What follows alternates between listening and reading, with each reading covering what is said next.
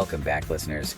We're diving headfirst into the sci-fi world of twin power today. Ooh, sounds exciting. Oh, it is. I'm ready for some action and adventure. Oh, you'll get plenty of that and a little bit more. More? Like what? A dash of teenage drama, maybe. Intrigue? Always a must-have. All right, I'm hooked. Let's get into it. Buckle up, then. Because today, we're dissecting some pivotal scenes from the latest chapters of Twin Power. Sounds like fun. But first, can we do a quick recap for those who may have missed the last deep dive? Of course. We left off with our dynamic duo, Maia and Alec. You know, the twins who decided blowing up a Grecoin mothership was a good idea. They barely escaped, wormholed their way out of that mess. What a dramatic exit. Oh, definitely. And crash-landed right here on good old Earth. So from galactic warfare to small-town life, talk about a culture shock. Exactly. And that's where things get really interesting. We're in scene 12 now, where the author introduces these two local cops, Officers Holland and Stockett. Holland and Stockett, those names sound so ordinary. Right. Like something straight out of a Norman Rockwell painting. It's such a clever contrast to the twins' high-tech world. I see what you mean. The author is setting up this clash of cultures from the get-go. Precisely. And it plays beautifully against the backdrop of the farm itself. I mean, Elm Tree Farm. It doesn't get much more down to earth than that. And for the twins, this idyllic setting is anything but relaxing. They're still reeling from the trauma of losing their home world, being hunted by the Grecoin. Imagine being on the run for your life and then suddenly ending up at a place where the biggest threat is probably a grumpy farmer. Talk about reality check. Speaking of reality checks, scene 13 throws us right into the action. What happens? Our heroes are chilling by their campfire, trying to figure out how to fix their busted spaceship, when suddenly... Tell me, the cops show up. Bingo. Talk about bad timing. It's this amazing juxtaposition between the twins' desperate need for anonymity and the suffocating familiarity of small-town life. I can only imagine the look on their faces. Oh, I bet it was priceless. So what do? Well, Alec tries to be diplomatic, but Maia's ready to blast her way out of there. Typical Maia, always ready for a fight. But it's that tension, that conflict between their instincts and the need to blend in that makes this scene so compelling. It's like they're caught between two worlds, unable to fully belong to either. And that's what makes Twin Power so much more than just your average sci-fi thriller. It's a story about identity, about belonging, about finding your place in a universe that doesn't always make sense. And it asks a question that I think we can all relate to. What would you do in their situation? That's a good one. Would you risk everything to stand up for what you believe in? Or would you play it safe, even if it meant compromising your values? Tough choices. Indeed. Yeah. But before we get too deep into those philosophical questions, we've got a whole story so far to unpack. The tale of two teenagers, one exploding mothership, and a whole lot of cosmic chaos. Sounds like my kind of party. Let's dive in. So picture this. You're sneaking onto a Grecoin mothership, about to plant explosives. Sounds like a typical Tuesday. With only your twin and a snarky AI for company. Oh, the pressure. Don't forget the laser fire they're dodging while trying to outsmart these reptilian overlords. Mate. It's giving me major Star Wars vibes, you know. But with a touch more teenage angst? Oh, absolutely. And a deeper motivation? Oh, you mean the whole vengeance thing? Exactly. They're not just thrill seekers. They're driven by the loss of their homeworld. Oozvolt. Yeah, Oozvolt. That personal stake makes their escape so much more impactful. Heavy stuff. But you know what's even heavier? Family drama. Oh, here we go. Scene 2. You know it.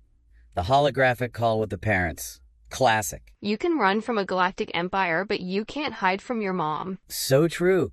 And the author nails that tension between protective parents and independent teenagers. Especially with Maia, she's like a coiled spring ready to snap. And who can blame her? She's lost everything. Her home, her sense of security. And now her parents, light years away, are trying to control her. It's like heard people blow up spaceships. Okay, maybe not literally, but I get your point. But speaking of blowing things up, let's not forget Xantor.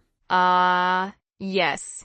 The Grecoin commander with a serious grudge. In scene 3, he's vowing to hunt down the twins no matter the cost. It's like an overprotective space dad on a rampage. Talk about raising the stakes. Which leads us to the chase scene in scene 4. Spaceship battles, failing shields. Tractor beams, oh my. Pure adrenaline-fueled goodness. And Maia's piloting skills are on full display. Quick thinking, even quicker reflexes. Leading them right to, wait for it, a wormhole. Convenient, right? A little bit, but hey, gets them away from the Grecoin and into a whole new set of challenges. Challenges like crash landing on Earth in Scene 6. The author really captures that sensory overload, the world turning upside down. I felt like I was right there in the cockpit with them. And then boom, they step out of the wreckage and realize Earth. Talk about irony. Yeah. They escaped a galactic empire only to land on a planet that's just as alien to them. It's like they're the aliens now. With advanced cybernetics and weapons that suddenly seem out of place. Like bringing a tank to a knife fight. Exactly. And then there's that bearing counter in Scene 8. Reality check, much. Laser cannons and spaceships, no problem. A furry beast stealing their lunch. Total panic. It's like the author saying, hey, even space heroes get humbled sometimes. They're learning that survival on Earth requires more than just brute force. Observation, caution, the basics. Which brings us to Scene 9. Laying low, avoiding attention. And stumbling upon that empty farmhouse. The moral dilemma. They need resources, but stealing is wrong. Do the ends justify the means? It's a question that resonates with us all. Especially when you're hungry and desperate. And let's not forget about the elephant, or rather spaceship, in the room. Damaged power and navigation systems, courtesy of Scene 11. Talk about a setback, they need to get that thing fixed. But how? Well, thank goodness for Ada, right? Oh, Ada. Our trusty AI companion, hacker extraordinaire. Spaceship mechanic, translator, probably makes a mean cup of space coffee. You're smitten with her, aren't you? Maybe a little, but her dry wit does add some humor to the situation. True. But back to the problem at hand. They need to blend in, gather info, fix their ship. And their brilliant solution. Foreign exchange students. Classic. It's the perfect cover. Until it's not. Remember those suspicious officers from Scene 12? The possible code 63. Oh, this is getting good. The plot thickens. Possible code 63. It's like the author dropped this bomb just to keep us guessing. Oh, it's working. My mind's going a mile a minute. What could it be? Government conspiracy. Alien artifacts. Maybe a top secret pie recipe? Ooh, now that's a mystery I can get behind. You and your sweets. But seriously, this code 63 throws a wrench in everything. The twins have to make some tough choices now. Right? Do they ignore it and focus on getting out of Dodge? Or do they dig deeper, risk exposure? Curiosity killed the cat, or so they say. But satisfaction brought it back, didn't it? Good point. Maybe this code 63 is the key to everything. The key to what? To the Grecoin. To Uzvolt. To saving both Earth and their own galaxy. Okay, now you're just being dramatic. But wouldn't that be amazing? This small-town mystery, the linchpin of a cosmic saga.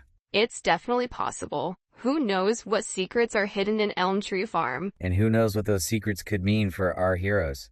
They're just kids who really thrust into this extraordinary situation. Forced to make decisions that could have galactic consequences. Which brings us back to that big question. What would you do? Ugh. It's like choosing between two equally delicious desserts. You always bring it back to food, don't you? Hey, girl's gotta have her priorities. Fair enough. But dear listeners, we want to hear your thoughts on this. What advice would you give Maia and Alec? Do they chase the Code 63 mystery or cut their losses and run? Head over the comments and let us know. We're dying to hear your theories. And maybe steal a few for ourselves? Yeah. Just kidding. But seriously, let's keep this conversation going. Because the mystery of twin power is far from over. And we're just getting started. So, until next time, stay curious. We rise above,